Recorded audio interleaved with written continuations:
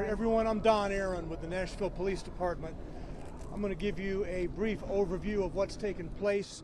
There will be a subsequent news conference at the same spot very soon with Chief John Drake and others.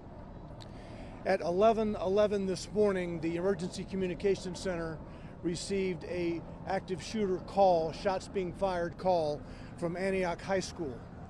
From the investigation to this point, we know that at 11:09 a.m., a person who has been identified as a 17-year-old, armed with a pistol, fired multiple shots in the cafeteria of the school.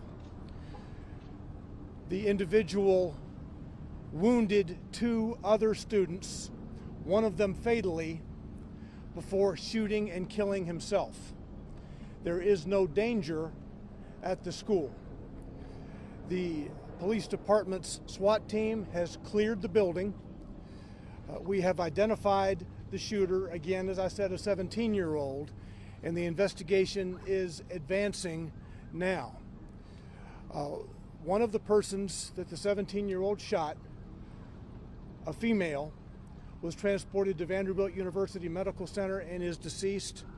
A second individual wounded, also a female, has what is being described as a graze wound to the arm, and she is in stable condition at Vanderbilt. This investigation is being led now by the police department's homicide unit, and there is quite a bit of work to be done. That's all I have at this moment.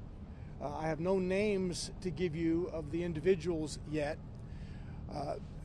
As we have already issued on social media, we have a family assistance center at Ascension across the street from us. There are a lot of school buses at Antioch, and those school buses are going to be transporting the students to this lot across from us here at Ascension. The initial plan was that even car riders would be transported by school bus just up the street to this family assistance center. We want to make sure that the entire campus is stabilized, including the parking lots, before we would release any vehicles of students who drove to school today. All right, I can take just a couple of questions before we go back to the scene, and again, there'll be more from this same spot in a brief time. What SROs were on duty, and did they intervene at all? There were two SROs in the building. They were not in the immediate vicinity of the cafeteria when this happened. By the time the SROs got down there, the shooting had stopped and the shooter had shot himself. Does this school have any metal detectors or weapons detectors?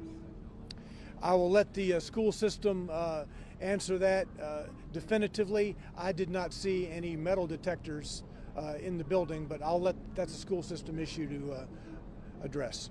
Vanderbilt told us a third student was taken in for an eye injury. Do we know anything more about that? There is a male student who has some type of a facial injury. It's not a gunshot injury, and I'm not sure if he fell or what was the cause of that, but there is another male student being treated at Vanderbilt who does not have a gunshot wound. He has some type of a facial injury, the cause of which I'm unsure about. We spoke to the family of one of the victims.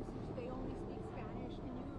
Are there any resources available for these families that are being offered to them now? And can you confirm the ethnicity of the other victim who is also in the hospital?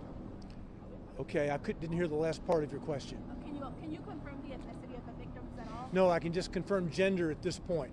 The two gunshot victims who were taken to Vanderbilt are female, one of whom is deceased, and the shooter is male, and he's African American.